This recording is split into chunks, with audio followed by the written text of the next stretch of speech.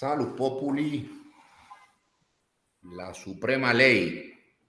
La salud del pueblo sea la suprema ley. Así era en la antigua Roma, muy lejos estamos de la suprema ley en nuestra querida salud del Venezuela. Les habla desde este hospital público su servidor Gustavo Villasmil. Llegamos hasta ustedes a través de la plataforma de Reporte Ya, la cual pueden acceder a través de las redes sociales.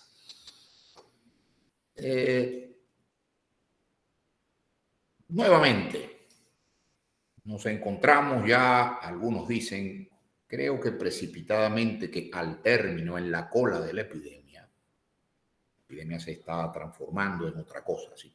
Creo que habría más bien que decir. Nos encontramos ante el ineludible deber de ocuparnos de nuestras propias cosas, porque nadie más va a hacerlo. Esto pareciera una cosa, una novedad en Venezuela, porque hay quienes esperaban que algún barco o algún avión del cielo nos lanzaran hacia acá la solución a nuestros, por cierto, muy acuciantes problemas en materia sanitaria. No ha sido así y ciertamente no va a ser así, de manera que de los problemas de salud de los venezolanos tenemos que ocuparnos nosotros, y eso no, y el nosotros no se agota en las comunidades médicas, sino que se extiende hasta una sociedad que va a conciertos de algunas bandas o grupos de muy alta gama, aunque he visto también a una verdadera chivera de cantantes de los años 80 reaparecer por Caracas, porque como ahora se dice que Venezuela se está arreglando, todos creen que hay para todos. Sin embargo, aquí donde yo vivo, donde hago vida y sirvo, la percepción es muy distinta. Nuestros problemas no solo no cambiaron o no cesaron con el advenimiento hace 2 años de la COVID-19, sino que quedaron sepultados por una coyuntura sanitaria ciertamente sin precedentes en los últimos 100 años, por lo menos, para regresar por sus fueros, mostrándonos en algunos casos su peor rostro. Hoy, además, como no destacarlo, conmemorando el Día Mundial contra la Hipertensión Arterial, la afección esta que compromete la salud de por lo menos 1 de cada 3 venezolanos, como vamos a ver ahora más adelante.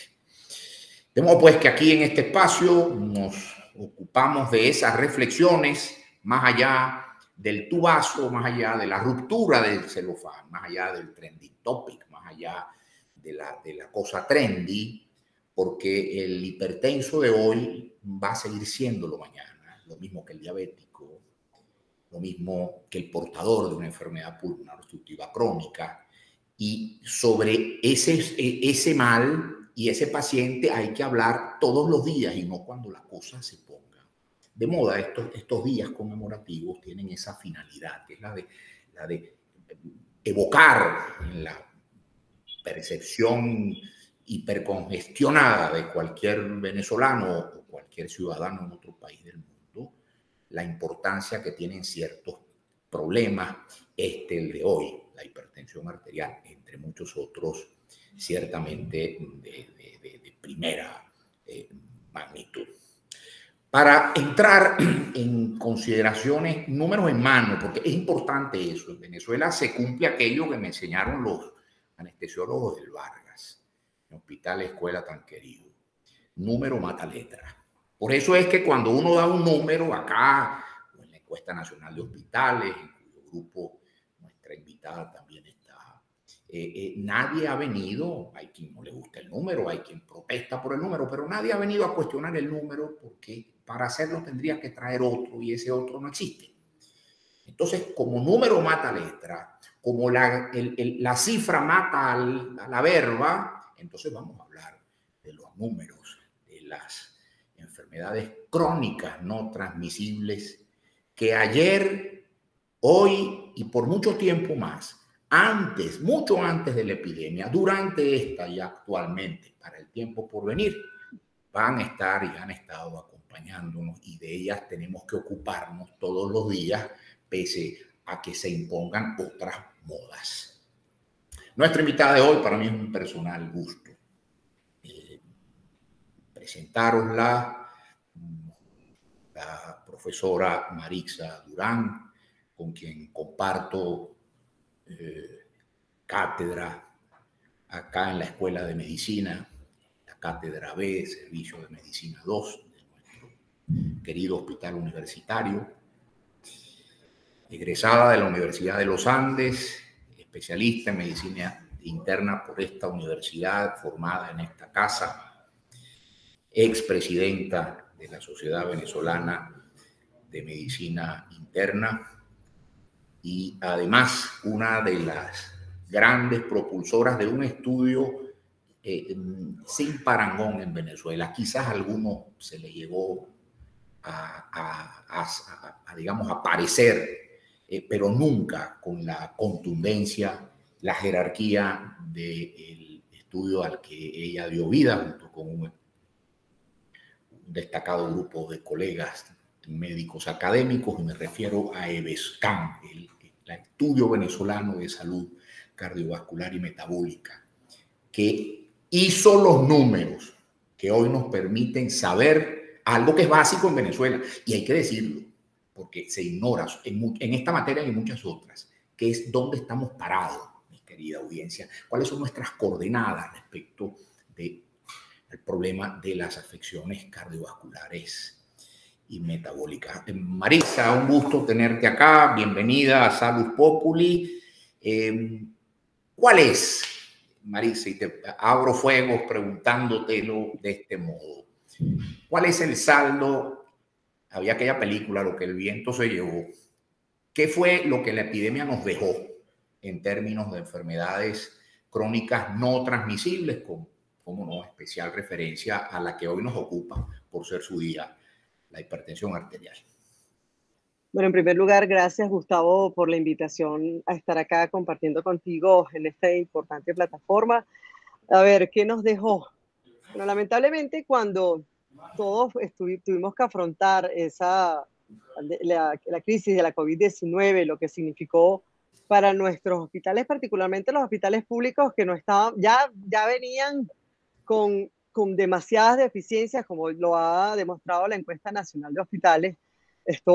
Entonces, hacerle frente a estos brotes que hubo desde el año 2020 hasta la fecha de la COVID-19, y hubo que dedicarse a eso, pero abandonamos lo otro. Abandonamos esos pacientes crónicos, esos pacientes hipertensos, esos pacientes diabéticos, pacientes que necesitan, que todos sabemos que si no son adecuadamente controlados en su día a día, que si no tienen acceso a medicamentos, que si no acuden a una consulta donde se ajuste el tratamiento de manera que lleguen a una meta, esos pacientes van a terminar o muriéndose tempranamente o discapacitando.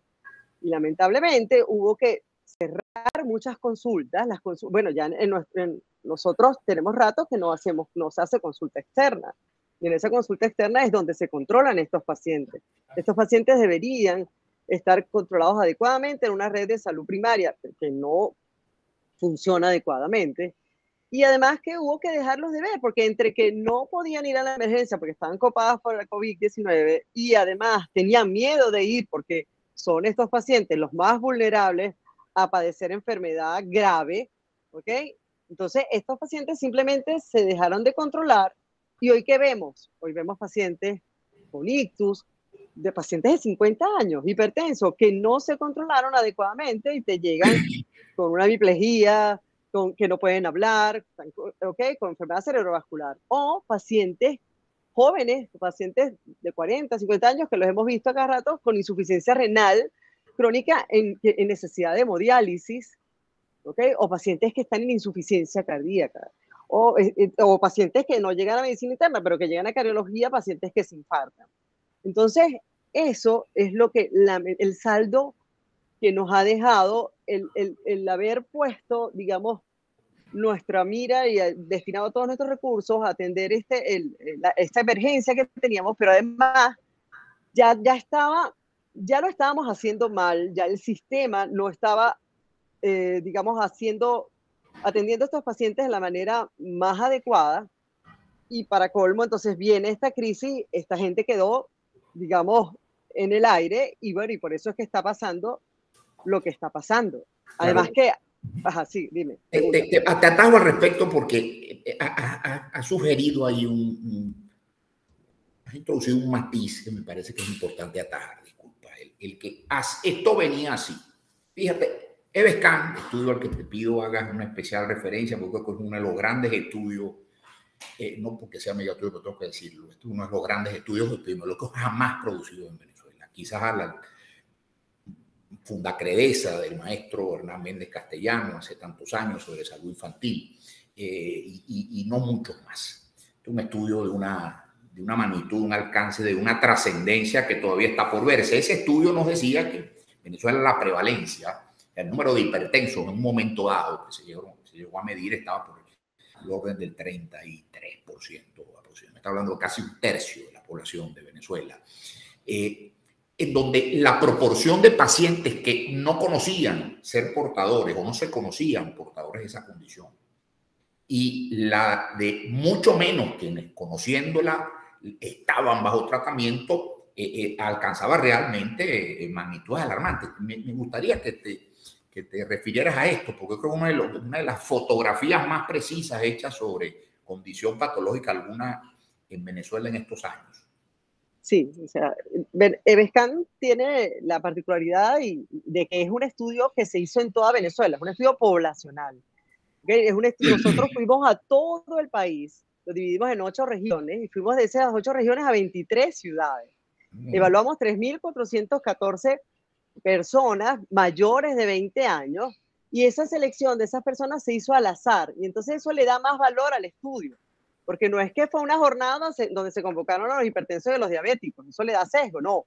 Nosotros aleatoriamente al azar escogimos las localidades donde íbamos a ir, escogimos las calles, íbamos a una casa sí, 2 no, invitando, y invitamos a participar a las personas mayores de 20 años de esa familia, de la familia que invitamos. ¿Qué nos da eso? Bueno, eso nos da entonces una fotografía entre los años 2014 y 2017, que fue todo el tiempo que nos tocó recorrer a Venezuela, de los factores de riesgo cardiometabólicos en el país. ¿Y qué encontramos? Bueno, encontramos muchas cosas, pero en el caso particular de la hipertensión, 34.1% de la población venezolana es hipertensa. Estamos hablando de mayores de 20 años. Cuando eso se extrapola en números, estamos hablando de 6.900.000 y tanto, casi 7 millones de venezolanos son hipertensos. Y eso con un punto de corte de 140-90. En esa época, entonces, viene también el Colegio Americano de Cardiólogos y la Asociación Americana de Corazón, baja el punto de corte, ¿te acuerdas? A 130-80. Y si nosotros tomásemos ese punto de corte, el número de venezolanos hipertensos se aumenta a 11 millones. Entonces, estamos hablando de un problema que es muy serio, afecta a una parte importante de nuestra población. En lo que te referías a la cascada de atención, que es esa proporción de hipertensos que son diagnosticados, cuáles de esos diagnosticados, cuántos son tratados y de los tratados, cuántos están controlados. Lamentablemente en Venezuela está como está el resto del mundo. En general, todavía esa cascada de cuidado de hipertensión deja mucho que desear. Solamente un 70% de los pacientes hipertensos sabía que lo son, pero solamente la mitad de los hipertensos están tratados. Y de esos tratados, 44% están controlados. O sea que todavía hay más de casi un 56% de hipertensos que se saben que son hipertensos, que no están adecuadamente controlados. Imagínate los que ni siquiera lo saben, que por ahí hay una gran cantidad. Fíjate, atajo aquí a un colega que ejerce, muy querido, que ejerce en una región, por cierto, en donde la hipertensión es un actor de todos los días. Me refiero al querido Barlovento Mirandino, donde la proporción de hipertensos, recuerdo aquel viejo estudio del maestro Francisco Fragachán, en paz descanse, que fijó la prevalencia en el orden del 44-45%, es un poco más por razones de orden ligadas a la etnicidad. me pedía decirte algo acá, y es que de esa menos de la mitad de los pacientes que tiene acceso regular a un tratamiento capaz de controlarlos, hay que decir que de acuerdo a datos oficiales, que son los que toma en cuenta, los que incluyen sus estadísticas, la OPS, más del 65% de la dotación de medicaciones que requieren estos pacientes son aportadas por la propia economía familiar. Entonces aquí tenemos una tragedia que es redonda, porque el paciente es hipertenso, necesita estar medicado en algunas regiones, como en el caso de Barlovento, como en el caso del sur del lago de Maracaibo, como en el caso de la costa del Aragua Central, de Vargas, una zona que tú conoces y que trabajas muy bien, te voy a pedir luego que hables de eso. Es un individuo que requiere 1, 2, probablemente 3 drogas, 3 medicamentos. Entonces, ¿quién aporta eso?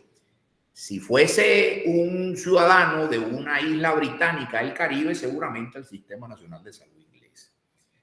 Aquí tiene que aportarlo cada economía doméstica, porque en Venezuela eso es lo que se llama el dinero de bolsillo, es lo que la familia tiene que destinar del propio presupuesto familiar para el pago de bienes y servicios médicos, porque no hay un mecanismo de seguridad social de respaldo. Entonces, si le sumamos la condición de una Venezuela profunda en donde no se ingresa sino entre 1 y 2 dólares diarios, el hecho de una enfermedad crónica que requiere tratamiento constante y en algunos casos combinando drogas que tienen algún costo que nadie cubre, entonces entendemos claramente por qué en Venezuela la mitad de los hipertensos, solo la mitad sabe que lo es, y de los que saben que son, solo la mitad, un poquito menos, están adecuadamente tratados. Consecuencia de lo cual se nos llenan las salas de la patología que tú y yo vemos todos los días en las revistas de piso. Yo creo que esto habría que redondearlo, porque no se trata de un fenómeno epidemiológico, es un fenómeno epidemiológico con profundos condicionantes sociales y económicos. Y eso lo constatamos en Ebescam, porque además me dice este buen amigo que no deje de decir que en Estados Unidos de América una compañía encuestadora con hacer 150 o 200 llamadas telefónicas puede saber en esa inmensidad de país quién va a ganar las elecciones. En Venezuela un encuestador político hace 200, 500 llamadas telefónicas, eso es más barato que en Venezuela.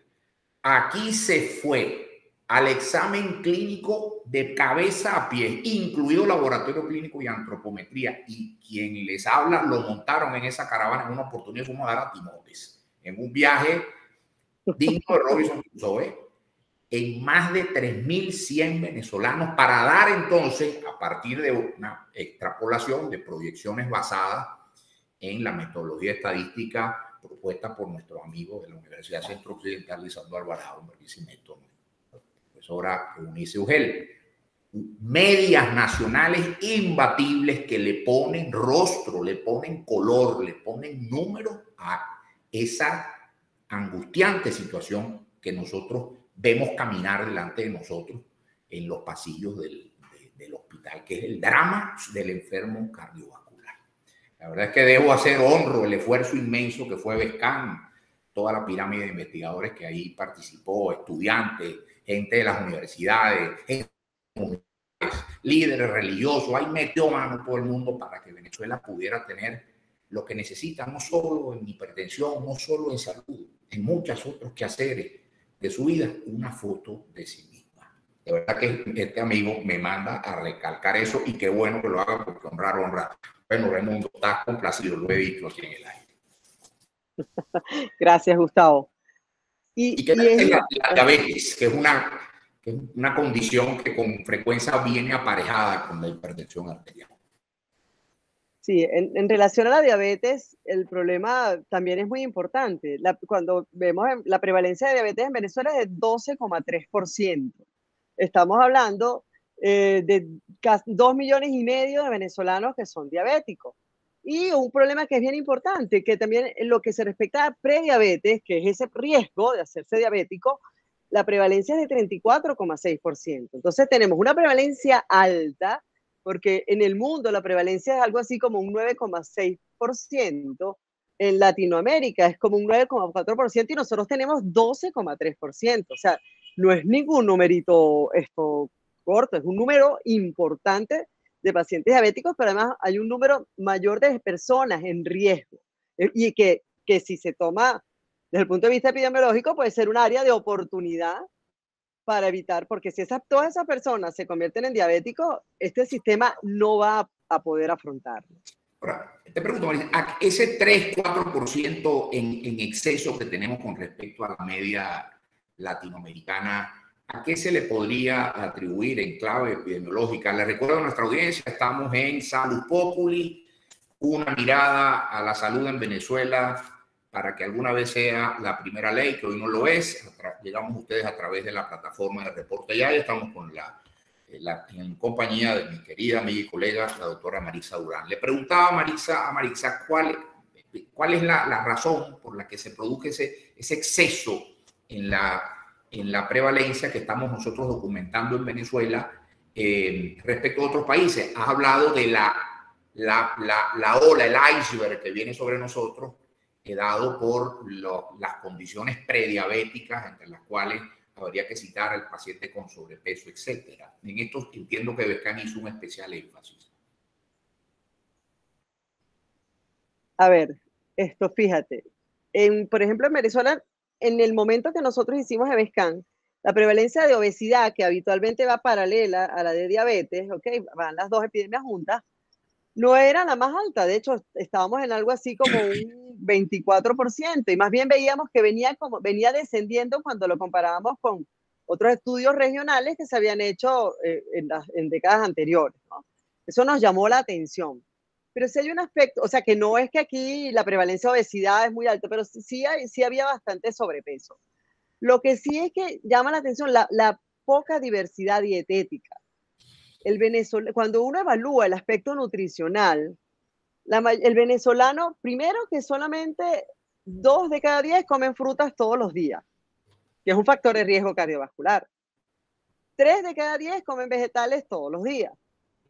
Pero además la gran mayoría de los alimentos más consumidos son la arepa y el queso blanco. Entonces, y cuando nos vamos a los hombres comen además más refrescos, toman refrescos, comen más arepas y bueno, las mujeres son las que comen mucho menos vegetales y frutas. Entonces, esa poca diversidad dietética, esto puede ser responsable de ese aumento de la prevalencia de diabetes. Además, debe haber algún factor hereditario. En esa época la gente caminaba, pero no caminaba por gusto. Ahí había muchos factores estresantes, porque la gente caminaba era porque no había gasolina. Porque no, entonces mucha gente venezolana empezó a caminar, pero no, aquí en Venezuela no hay, por lo menos cuando te vas Venezuela adentro, la infraestructura para hacer ejercicio no es la más adecuada. Entonces, hay varios factores. La diabetes, la génesis de la diabetes es multifactorial. Nosotros nos parecemos mucho, en el cono sur están en 12,4, si mal no recuerdo los números. Pero si nos comparamos con Perú, los peruanos son los que menos prevalencia de diabetes tienen. Un estudio que precedió a EVESCAN, un estudio con un diseño distinto, que lo conoces tú muy bien, porque también pasó por Barquisimeto. La verdad es que la comunidad médica de Lara ha sido espléndida, le ha hecho una contribución a Venezuela única. Me estoy refiriendo, Marisa, lo conoces bien, al estudio Carmela. Carmela. Carmela es un acronímico, muchos estudios médicos se nombran así, con acronímicos de Cardiovascular Risk Assessment in Metropolitan Areas in Latin America. Carmela, de mujer. Eso incluyó a capitales importantísimas en Iberoamérica, Buenos Aires, Santiago de Chile, creo que incluyó a Lima, Bogotá, incluyó a la Ciudad de México y por Venezuela incluyó a Barquisimeto. Y esto es por una razón muy simple. Nuestros colegas guaros, a quienes saludamos acá, salieron adelante, como siempre, porque han sido responsables de importantes estudios que son únicos en su tipo en Venezuela. Para muestras RAMFI. Así es, y no me digan que nosotros estuvimos casi a las puertas de Barquisimeto, quedados por gasolina casi cuando veníamos de regreso de los Andes. No se me diga que tienen menos problemas que aquí en Caracas. Esto lo digo crítica y autocríticamente, por porque la gente de Lara siempre a la vanguardia de estas cosas con un nivel de clase mundial, A1, y ahí están en las publicaciones. El estudio Carmela incluye por Venezuela a Barquisimeto, por esta razón, y su director, que fue el profesor Chagradowski de Buenos Aires, en un inciso, en un comentario que hace al final de ese ensayo, dice algo tremendo refiriéndose a Venezuela, que el problema del sobrepeso que ya se veía venir, sobre todo por cierta propensión al aumento en la obesidad de distribución abdominal en la mujer, el patrón de obesidad femenino es distinto, es más pélvico, ya daba cuenta de los efectos que en términos de salud poblacional iba acarreando la necesidad del venezolano común, del venezolano de la Venezuela profunda, que no es el que viene a las mercedes a los bodegones. Esto hay que decirlo, yo sé que eso cae mal, pero eso es así. Ahí va el 4, el 3% de la población. El 97, 96% está buscando calorías baratas, y esa caloría barata es la harina para hacer arepa.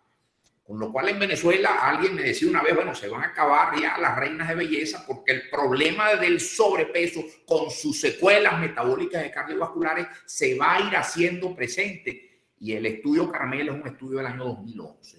Ha pasado ya una década y los números vienen dando o propendiendo ya al drama de una población que está condenada a consumir calorías vacías, calorías a expensas de carbohidratos. ¿Por qué? Porque es lo que viene en la caja, es lo que viene en la bolsa que le dan y finalmente rinde más que comprar un kilogramo de algún cárnico, de alguna proteína animal. Entonces, el tema de los hábitos de alimentación del venezolano también es un aspecto que Bescán estudió de una manera muy sistemática. No fue nada más escoger menús, fue ir al tema de las porciones, al tema de los grupos de alimentos. ¿Qué pudieras decirnos eso? ¿Qué está comiendo el venezolano que termina hipertenso a los 40 años y con un evento vascular cerebral a los 50, Maritza?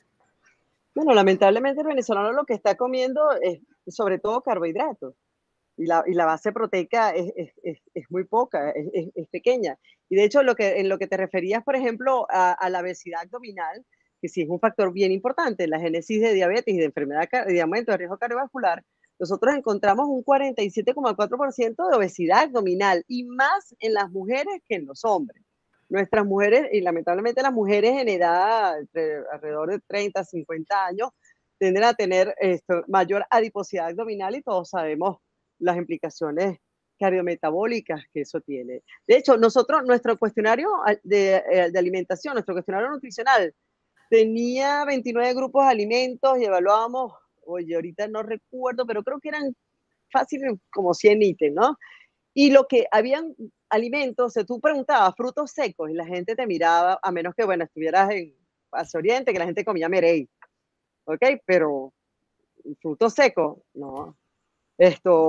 Aceites, bueno, sí, pero aceite de oliva jamás. Eso es, como bien lo dices tú, eso es el 10% de la población que puede ir a un bodegón o alguna cosa. O sea, eso tú se lo preguntas a alguien y te mira raro. Carne, no, a menos que, bueno, tal vez estuvieras en los llanos, pero el resto, o sea, tú veías que la mayoría de las personas lo que se bandeaba es con harina pan, con arroz, con yuca y ahí va, y queso. Y el queso era como una fuente de, digamos, tanto ahí hay grasa, hay proteínas en esa alimentación. Entonces, de verdad que muchas veces cuando tú estabas haciendo la encuesta, y recuerda que nosotros tú nos acompañaste en el seguimiento. El seguimiento nos permitió ver a nosotros que esos datos se están analizando y va a ser muy interesante cuando los terminemos de analizar, porque el seguimiento de Bescán se hizo en plena crisis. Bueno, lo paró el COVID entre 2018 y febrero de 2020. Ahí tuvimos que parar porque por COVID-19 tuvimos que dejar de ir a las localidades y apenas pudimos ver 1.100 y tantas personas de la misma corte de Bescán. Pero tú seguías viendo eso, que la gente come muchas veces es lo que está en la caja, como tú bien lo señalas. Y eso lo que hace es engordar. Eso además aumenta la prevalencia de sarcopenia. El músculo se llena de grasa. Así es. Y bueno, y eso es demasiado negativo desde el punto de vista de riesgo cardiovascular. Es un tema Entonces, importante, Marisa, que me gustaría que tú has disertado sobre ello y me parece que es uno de los elementos más, los aportes más novedosos de BESCAN en términos de esa búsqueda del autoconocimiento que un país como Venezuela necesita. Venezuela, su sanidad pública, o lo que queda de ella, sus grandes programas históricos, quizás con la excepción del de la malaria, que es la gran épica civil del siglo XX venezolano, estuvieron fundamentalmente enfocados en la salud de la madre y el niño, lo que el gran pastor Oropesa, Clarence también, por cierto, saludo allá a los amigos, tuyo y mío, decía, llamaba el binomio madre-hijo. De hecho, la higiene, la división de higiene materno-infantil del ministerio era prácticamente un ministerio en sí mismo. El otro gran ministerio era la división de malariología. Por razones obvias, porque en Venezuela la tragedia sanitaria estaba dada por un país cundido de malaria, por un lado, se entiende pues todo el esfuerzo que el Estado venezolano hizo por controlarla, y era un país de niños que morían siendo aún lactantes por efecto de la gastroenteritis. Hoy la gran afección que amenaza la salud de nuestros niños, y cito el estudio de Cáritas, de mi buena amiga, a quien saludo, la doctora Susana Rafali, es la desnutrición, porque la desnutrición tiene otra modalidad terrible, sobre todo en los que vienen en crecimiento y desarrollo, que es la desnutrición proteíno-calórica. Sin embargo, y es a lo que quiero que te refieras porque me parece un hecho novedosísimo, no podemos dejar de comentar.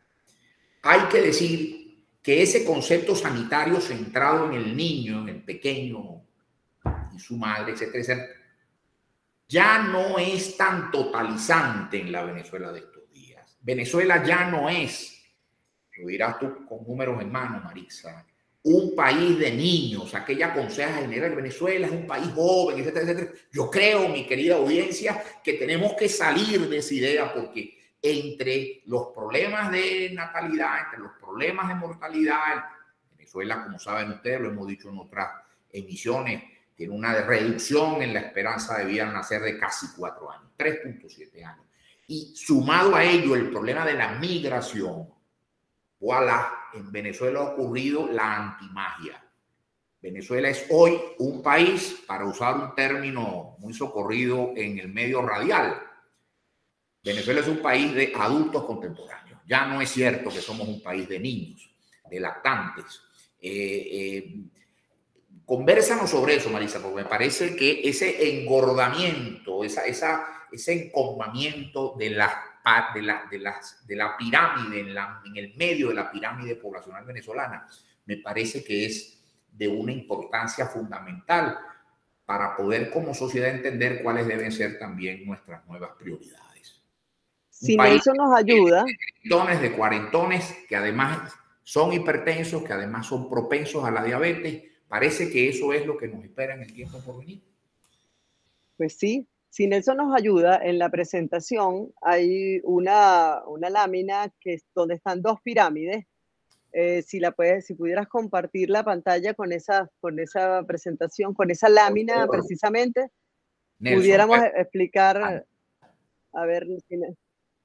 Claro. Bueno, a nuestra audiencia les recuerdo, mientras montamos la lámina, que es clave para entender este punto, que estamos en Salus Populi. La primera ley es la salud, que en Venezuela no es así, pero luchamos por ello. Llegamos a ustedes a través de la plataforma de Reporte Ya, con nuestra invitada de hoy, la profesora Marisa Durán, y estamos esperando con mucho interés sus preguntas por acá, por el chat, de modo que podamos pues interactuar más con nuestra invitada. A ver si tenemos esa lámina, Nelson. Pero bueno, mientras Nelson la va colocando, o sea, lo que tú estás diciendo es muy cierto. Y esto es un cambio de paradigma. Todos nosotros, o sea, si tú te pones a ver, todo el mundo está, y hay que seguir pendiente de las enfermedades materno-infantiles, obviamente, porque además son indicadores de salud muy importantes que miden la eficacia de de los sistemas de salud, pero en la medida en que un país va envejeciendo, como lo está haciendo Venezuela, las enfermedades crónicas, las enfermedades no comunicables o no transmisibles van cobrando cada vez más importancia. Todo esto de lo que hemos estado hablando, de hipertensión, de diabetes, ¿por qué estamos hablando de eso? Bueno, porque ellos son factores de riesgo para enfermedad cardiovascular, para hacer un infarto, para enfermedad cerebrovascular. Y esta prevalencia, estos factores de riesgo, va a ser mayor en la medida en que la población va envejeciendo. Cuando si uno ve la prevalencia de hipertensión, eso lo vimos en EVESCAN, en personas entre los muchachos de 20 y 30 años, esa prevalencia es muy baja, algo así como con 10%, pero cuando te baja a más por encima de 70 años, 80 años, la prevalencia puede ser hasta un 80%. 8 de cada 10 personas con más de 80 años van a ser hipertensas. Entonces, por eso es que este aspecto es bien importante. Y Venezuela, cuando la lámina que yo quería presentar es una lámina que compara la pirámide poblacional del año 2000 con la del año 2020. La del año 2000 todavía es una pirámide. Ah, ok, muy bien. Para ver, no la logro ver. No la vemos. No la vemos. Pero la del año 2000 es una pirámide de... Ya, o sea, la está viendo la y yo no la voy a ver. Vale. Me encantaría verla, pero bueno, menos mal que me la sé. Okay, es una pirámide de base ancha, ¿ok? Entonces ahí ven que eso lo que expresa es que los niños, incluso hasta 10 años, o sea, los niños son más que los adultos y ya se va estrechando a medida que vamos aumentando en edad. Cuando vemos la de 2020, en la parte media ya no es esa base ancha la que predomina, sino se va ensanchando a nivel ya en los 30, 50 años. Allí es donde vamos a ver que va aumentando la cantidad de personas, la cantidad de población en esos rangos de edad. ¿Eso qué quiere decir? Que, y además, junto con lo que dijo Gustavo, ¿quiénes se fueron primero? Se fueron los más jóvenes, la gente de entre 18, 30, 35 años que tenía, digamos, más entusiasmo para ir a trabajar en lo que fuera, en los países que llegaran. Después es que se han ido yendo y trayendo a los mayores, pero en ¿qué tenemos ahorita? La gran mayoría tenemos una serie de padres huérfanos de hijos. Eso lo vemos mucho porque que están acá y esa gente, la gente en la medida que va envejeciendo va teniendo mayor riesgo cardiometabólico y más necesidades que para los cuales nuestro sistema no está preparado. Nuestro sistema de salud es un sistema que es reactivo.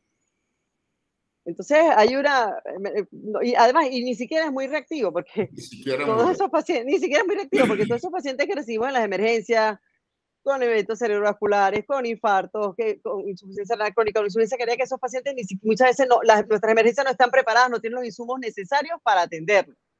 ¿Okay? Así que ni siquiera podemos decir, llenarnos la boca de que somos reactivos. Somos. Tenemos muchas ganas de trabajar, pero no contamos con todos los recursos que deberíamos contar.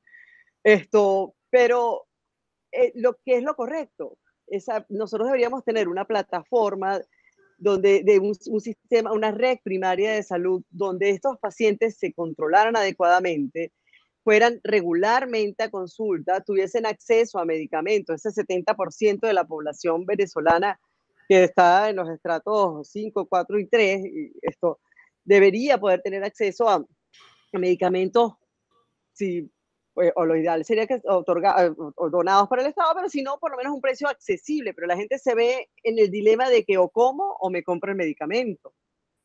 Y lamentablemente un paciente no es solo hipertenso, sino que es hipertenso, tiene dislipidemia y muchas veces también es diabético. Ahí estamos hablando de una cantidad de medicamentos importantes a las cuales la persona debería tener acceso de manera regular y poderlos ajustar. Ya lo dije al principio, pero es que no puedo dejar de insistir porque el problema se resolvería, nuestras emergencias se desahogarían, sino si estos pacientes pudiesen estar adecuadamente controlados, tuviesen acceso a un estilo de vida saludable, a una alimentación saludable, pudiesen comer verduras, vegetales, y no tener que comer pura harina, pura harina, pura harina, puro arroz, porque es lo que más los llena y es lo más que pueden conseguir. Fíjate, Entonces, Marisa, esto que has dicho, esto del que el sistema sanitario venezolano, o lo que de él queda, es reactivo, pero reacciona, como se dice en el argot popular, va más lento que el caballo de los bandidos. el caballo de los bandidos. Fíjate que en el estudio, en la Encuesta Nacional de Hospitales, en cuya última edición participas tú tratando sobre estas cosas y disertando sobre estas cosas. Es un libro que está disponible pues por la plataforma Amazon y es muy económico. Y ahí están nuevamente los números. Ahí están 5 años de métrica, 2015-2020, a propósito de estos y otros temas más. Recuerdo en el capítulo de mi autoría está el análisis que nosotros le ofrecimos a los representantes de la oficina de la Alta Comisionada de Naciones Unidas para los Derechos Humanos, la colega doctora Michelle Bachelet, expresidenta de Chile, en donde pusimos un número que tampoco nadie ripostó, porque ese como que es. Y es que en el primer trimestre del año 19, nosotros contabilizamos 1.557, nunca olvido el número exacto, muertes en exceso, la mitad de las cuales fueron muertes cardiovasculares, en centros de salud, en grandes hospitales que no estaban preparados para recibir lo que estaba cantado iba a llegar, que era el enfermo afectado por una condición cardíaca aguda, concretamente isquemia aguda miocardio. Bueno, estos lodos que hoy nos agobian en los hospitales públicos vienen de polvos que Bescán ha puesto en términos muy claros. Si nosotros se nos llena el país de hipertensos, de dislipidémicos, de personas con sobrepeso, en virtud de los problemas que hemos analizado, de problemas de pacientes con evidentes problemas de acceso a la medicación, entonces a nadie le extrañe, no puede haber sorpresas. En Venezuela hay muchos sorprendidos. En Venezuela hay gente que cae la mata en todos los aspectos de la vida nacional. Sorprendidos muchísimo. Pero ¿qué sorpresa hay cuando nosotros exponemos de esta manera los números relativos a la salud cardiovascular de Venezuela? No hay lugar para la sorpresa. Estaba cantado que iba a ser así. Porque eso finalmente nos remite, y es a lo que quiero, sobre lo que quiero tu comentario. Estamos muy pendientes en este espacio Salud Populi recibir las opiniones y preguntas de nuestra audiencia. Pero Marisa, quería tu comentario a propósito de dos hechos fundamentales. Uno de ellos trae a mi espíritu una tesis de grado brillantísima que escuché en el año 19, por cierto, de una graduando en medicina interna que disertaba sobre la patología de los que quedaron atrás. Un estudio único en Venezuela sobre, su ensayo epidemiológico sobre la patología que quedaba en la casa que vio partir a sus hijos a pie hasta el Perú, hasta Chile, a buscar trabajo y dejaron a los viejitos aquí, en alguna ciudad interurana de Venezuela. Yo creo que se parece mucho a lo que estamos viendo en la sala del hospital.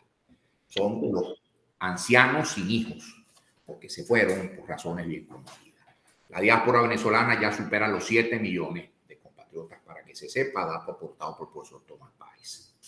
Pero además está la patología de los que van quedando, que es lo que tú nos has referido en esa Venezuela que ya no es una pirámide poblacional, sino como una cúpula de San Basilio, pues se pone gordita en el medio, porque son esas personas de edad mediana que todavía tienen una cierta esperanza de vida por delante, pero que no tienen el ímpetu o los incentivos para irse mochila al hombro caminando hasta el Perú, y que se nos quedan con su patología, cuyo perfil aquí ha sido claramente definido, y enfrentando las dificultades de acceso, sobre todo al problema del medicamento. Te has referido a un hecho que a mí me ha valido mucho palo en la calle, en el debate público, pero estamos aquí para seguirlo dando y lo llevamos, que así tiene que ser. Las grandes posiciones se sostienen así. Yo he sostenido muchas veces que la cesta básica de medicamentos destinados a la atención de estas afecciones debe ser completamente subvencionada por el Estado. Un Estado que subvencionó hasta hace poco, sigue haciéndolo todavía, la gasolina para un carro de lujo de $100,000. un Estado que es capaz de proporcionar flujos de caja en billetes verdes, vale decir en divisa, para que haya fiestas en Los Roques o en Los Tepuyes, a mí no se me venga a tildar disque de populista, como me lo dieron una vez, porque abogue por el losartán para el barloventeño, por la anlodipina para el barloventeño, por el carvedilol para el aragüeño hipertenso. No se venga a decir que es que yo soy un regalador de planchas de zinc. La abyecta Cuarta República, del cual hoy todavía algunos lloran, tardíamente, le enseñó esto a buena parte del mundo con un programa que yo recuerdo muy gratamente, que fue el programa SUMED, Suministro de Medicamentos. Cuando yo fui director de salud en Baruta y luego cuando fui secretario de salud en Miranda, lo hicimos. El programa se llamaba Mi Remedio, era igualito. Incluso la Facultad de Farmacia de la Universidad Central, el profesor Carlos Rodríguez, nos asesoró directamente en ello, la decano Salazar. ¿Y qué consistía? En una cesta de medicamentos que incluían todo eso que tú estás pensando, todos esos principios activos que nos gustan, que son de primer orden, de primera indicación, para ser entregados a aquel ciudadano que ordenadamente asistía a sus consultas de control. De grata recordación, un programa de esa índole, que no me venga a decir que va a costar un punto el Producto Bruto y que nos está ahorrando, nos está permitiendo bajar la inmensa carga de enfermedad que hoy pesa sobre los hombros de los venezolanos. Porque, como lo has dicho, la tragedia del hombre de 50 años que llega con un ictus a una cama del hospital se traza desde el momento en que nos nos dicen en revista ambos, yo abandoné el tratamiento porque no lo podía comprar. Esa es la gran realidad. Y creo que Bescán también abordó o atisbó a echar luces sobre esa temática, Marisa. Sí, de hecho, una de las preguntas era si la persona estaba tomándose el tratamiento, eso fue en el seguimiento, tal como su médico se lo indicó, o si había variaciones sobre el tema, en el sentido de que se lo tomaba un día sí, un día no para rendirlo, no lo tomaba desde hacía tanto tiempo. Todo eso lo revisamos nosotros. Y a raíz de eso surgió esa inquietud, en mí particularmente, porque cuando tú vas por toda Venezuela escuchando el mismo cuento, de que es que no, bueno, yo me lo tomo un día sí, un día no para rendirlo, para que me alcance, o de 3 me estoy tomando uno porque es que no es el que me puedo comprar. Tú primero empiezas, te dices, oye, aquí, qué fácil, primero, ¿para qué sirve Evescan? Evescan sirve para planificar. En cualquier país del mundo, tú agarras esos datos y sabes en dónde vas a invertir. Entonces, si tú sabes que tienes 7 millones de hipertensos, tú sabes que tienes que tener esas personas, sobre todo, y 70% más o menos están en los estratos más pobres. Oye, tú tienes que invertir por lo menos en 4 medicamentos esenciales, un IECA, un ARA2, un diurético, un calcio antagonista, y tener entonces la cuarta droga, que es el beta bloqueante, y tener un poquito de spironolactona por ahí, pero tú con eso los acomodas, si ellos se controlan regularmente. Igual pasa con el diabético, pero entonces no lo tienen, además, y si no, lo tienen a veces sí, a veces no, y ahí es donde empieza, a veces no, es donde empieza la desgracia. Y ahí cuando entonces a uno le viene y empieza a hacer esas jornadas y empieza a ir a un pueblito por allá, por en Oriente, empezamos con el Isani, a ir a Curataquiche, que fue un pueblo donde fuimos, y nos llamó la atención que había un montón de gente de 50 años que estaba con una marcha parética porque había tenido un ictus. Gente joven que tú la veías discapacitada. Y entonces surge la idea y vas a Vargas y ves dónde está esa población negroide que todos sabemos que tiene una hipertensión de muy difícil control, y tú ves que no están, te llegan personas con 200, 100 de tensión arterial que no están tomando tratamiento.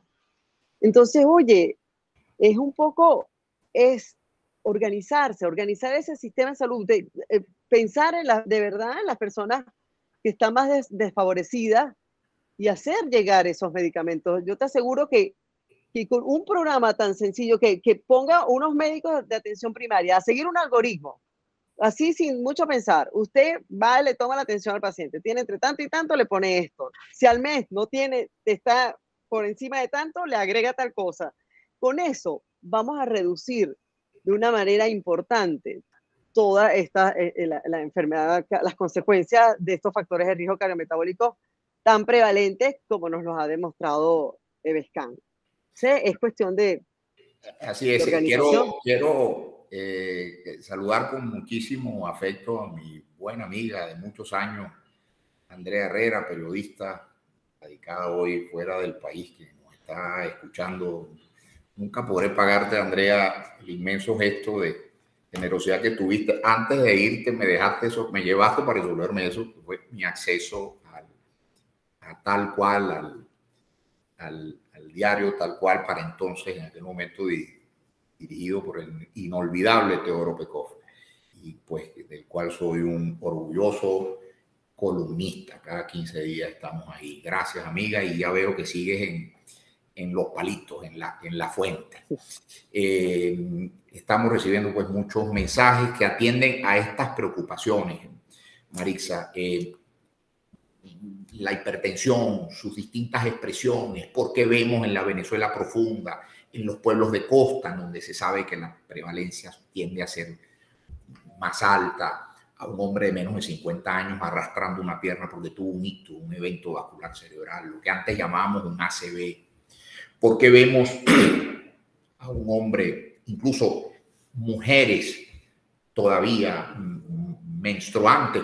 Es interesante esto por la Asamblea Constitucional chilena, que quiere hacer de esto una especie quiere darle a esto una expresión en términos de ciudadanía. No. De nada sirve hacer eso cuando una mujer menstruante, dirían los constituyentes chilenos, aquí en Venezuela puede ingresar con un evento coronario agudo, cosa que es menos frecuente entre las mujeres, pero que cuando ocurre suele ser más letal.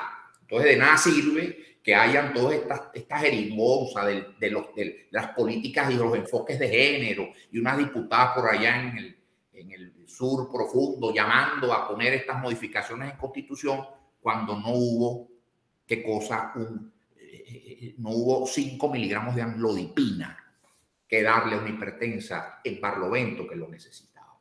Nos hemos referido muchas veces a Barlovento, región a la que llevo en mi corazón, porque fue la que me graduó de médico, fue donde empecé a ejercer.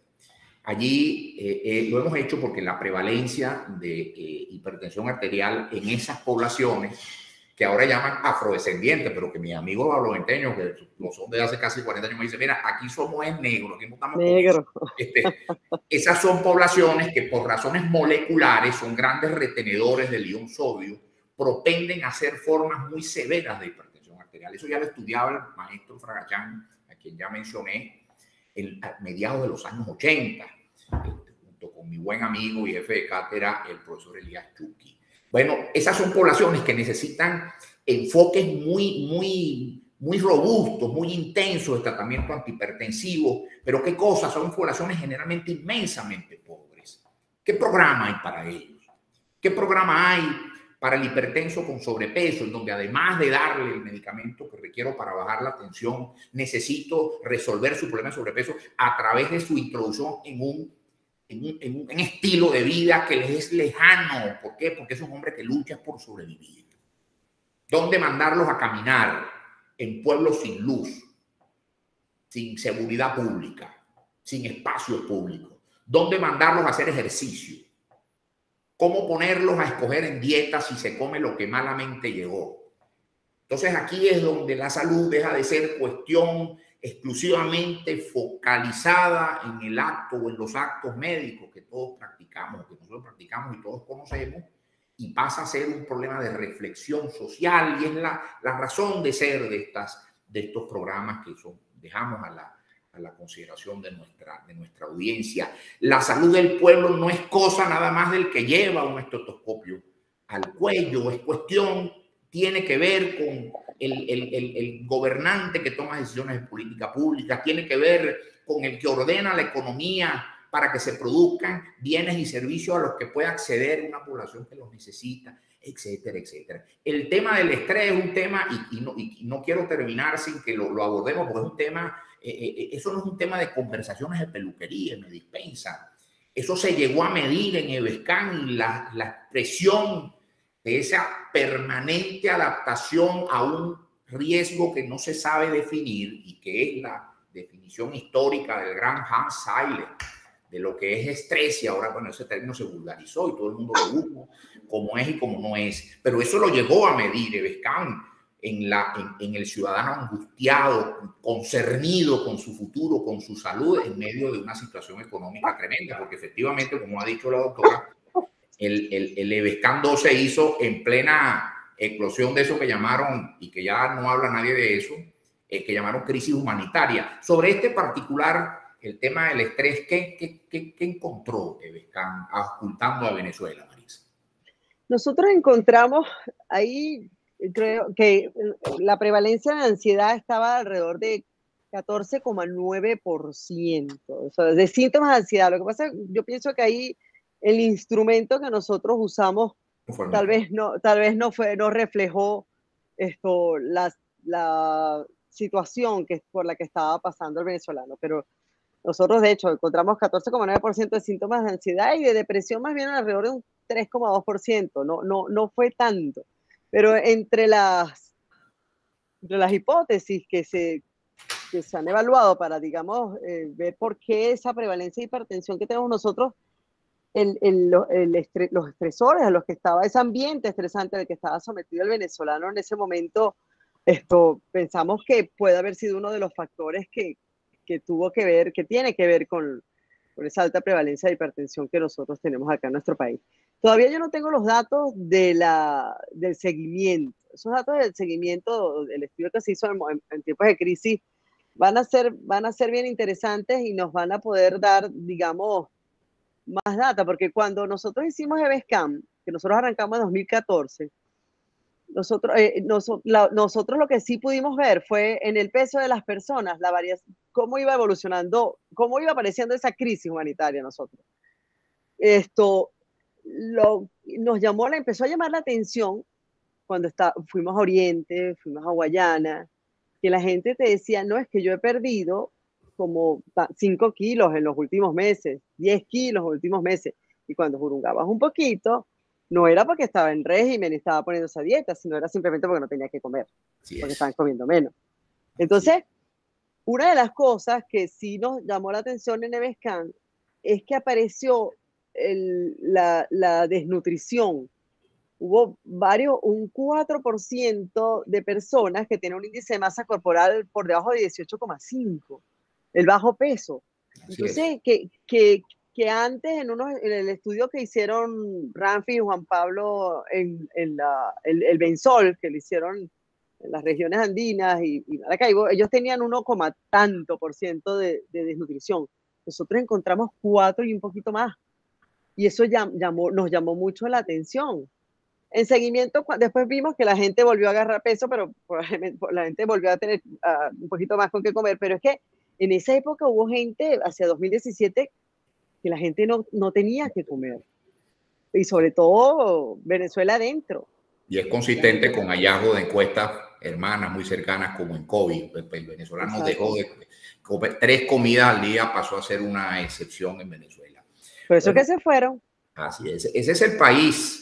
Y esta es la foto de un país que, fíjate, hoy se nos dice por los números basados en estimaciones fundadas en el estudio del exceso de mortalidad, se nos dice que en Venezuela, donde oficialmente se reconocía algo más de 5.000 decesos por COVID, posiblemente ese número hay que multiplicarlo por 4.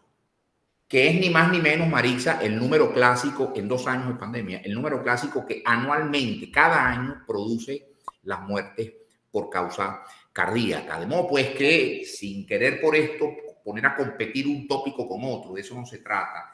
De lo que sí se trata es de que, basado, número, evidencia en mano, porque en Venezuela no podemos seguir haciendo ocurrentología sanitaria, números en mano, nosotros podamos, con la foto de nuestro país enfrente, salir a proponer aquellas intervenciones que en efecto logren cambiar tendencias que son ya realmente angustiantes.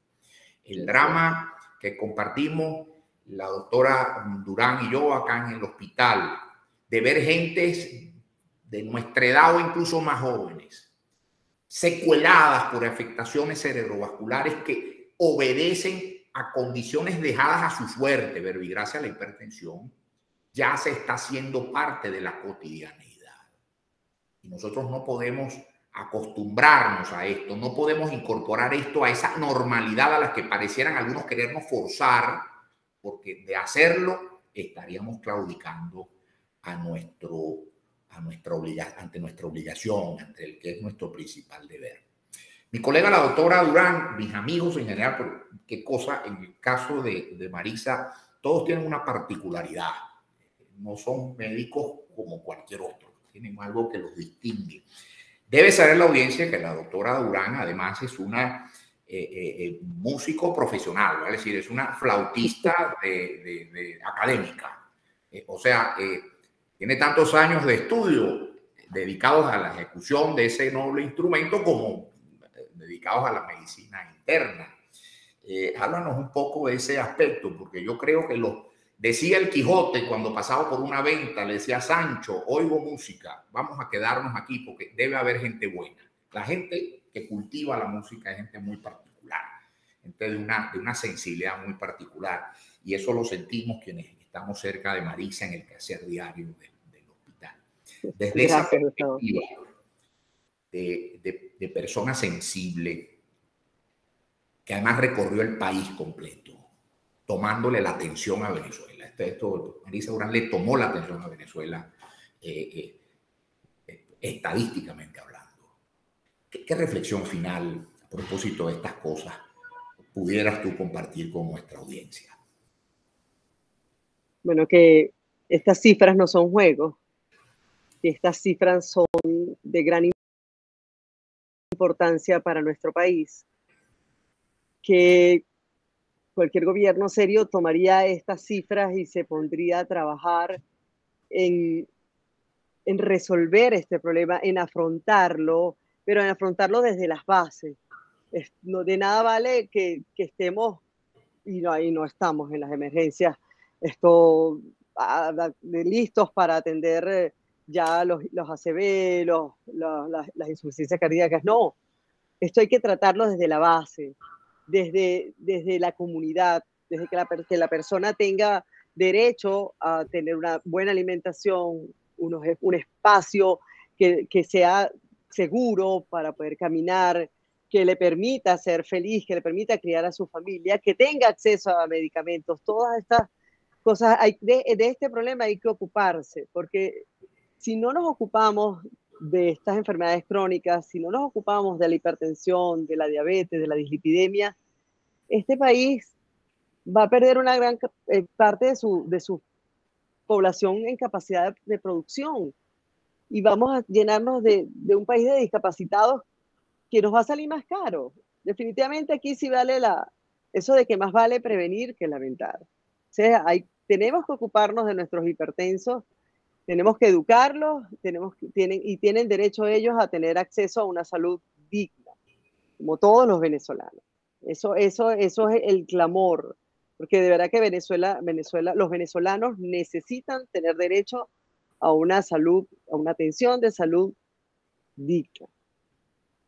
Eso es. Bueno, amigos, oye Marisa, un gustazo haberte tenido esta tarde con nosotros. Ya el sol se pone sobre el Valle de Caracas y emerge la montaña verde azul que nos alegra la vida, incluso en los días asiagos en que nos preguntamos, bueno, ¿qué vamos a hacer?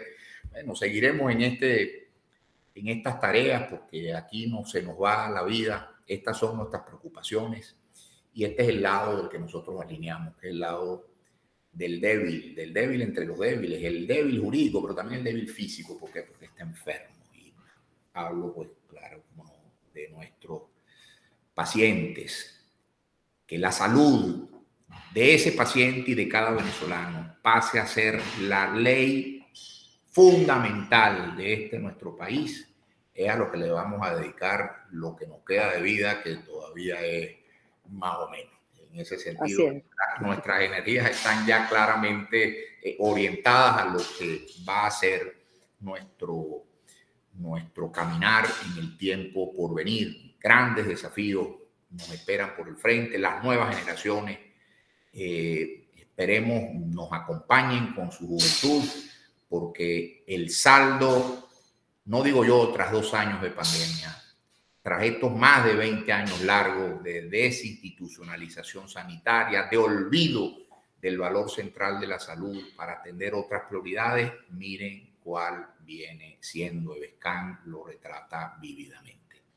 María, es un gusto, dentro de un rato nos vemos porque tenemos el Congreso de la Sociedad Venezolana de Medicina Interna ya prácticamente en puertas, mañana se inaugura, pero tenemos sala y tenemos los residentes llamando y encima de esto, como creemos debe ser, pese a tanta vicisitud, porque repito, esta es esto nos justifica como venezolanos. Un gusto, Maritza, y un abrazo lleno de gratitud hacia ti y al equipo de Evescan, buena parte del cual pues no está ya lamentablemente en Venezuela, pero sabemos que nos siguen y que nos siguen acompañando en la investigación sobre estos aspectos. Un gusto, ha estado con ustedes Salus Populi, la Suprema Ley, con la doctora Maritza Durán, a quien despedimos, y hasta nuestra próxima entrega. Todavía hay temas en agenda verdaderamente acuciantes. Un gusto.